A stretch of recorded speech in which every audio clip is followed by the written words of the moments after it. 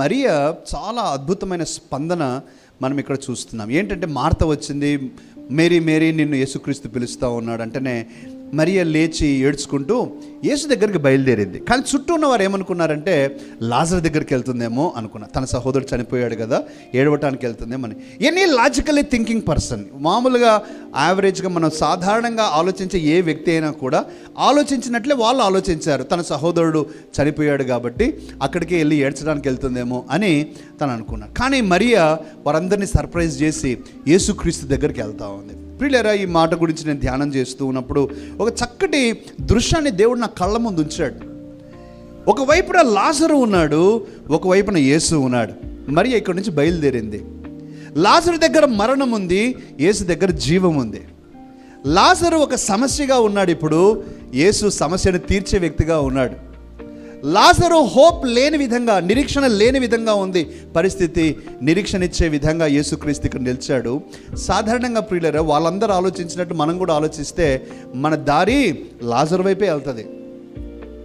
కానీ మరియ ఉత్తమమైన దాన్ని ఎన్నుకోవటంలో చాలా దిట్ట కాబట్టి ఆమె సమస్య దగ్గరికి వెళ్ళట్లేదు, మరణం దగ్గరికి వెళ్ళట్లేదు, దుఃఖం దగ్గరికి వెళ్ళట్లేదు, నిరీక్షణ లేని స్థితికి వెళ్ళట్లేదు.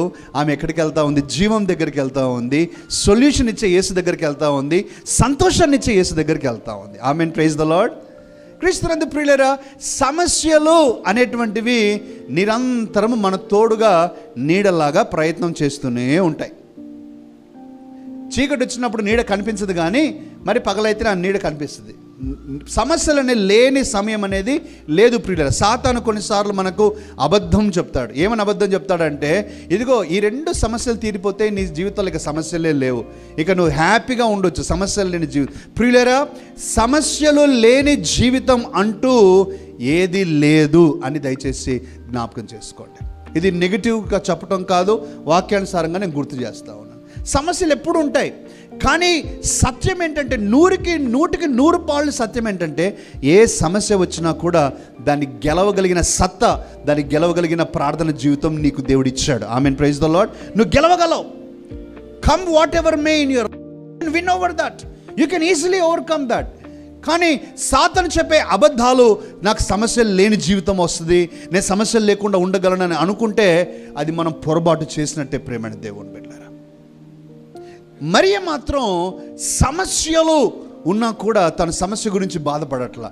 She is going to Jesus as if she's saying, Jesus నువ్వుంటే, యేసయ్య నువ్వుంటే ఏ సమస్యను నేను జయించగలను, యు ఆర్ ఏబుల్, నువ్వు చేయగలవు, నువ్వు చేస్తావు అనే నమ్మకం నా మీద ఉందని ఆయన పాదాల మీద పడింది. యేసుక్రీస్తు డిసప్పాయింట్ చేయలా. ఎంతగా ఇమోషనల్గా కనెక్షన్ అవుతుందంటే యేసుక్రీస్తు కన్నీళ్ళు విడిచాను.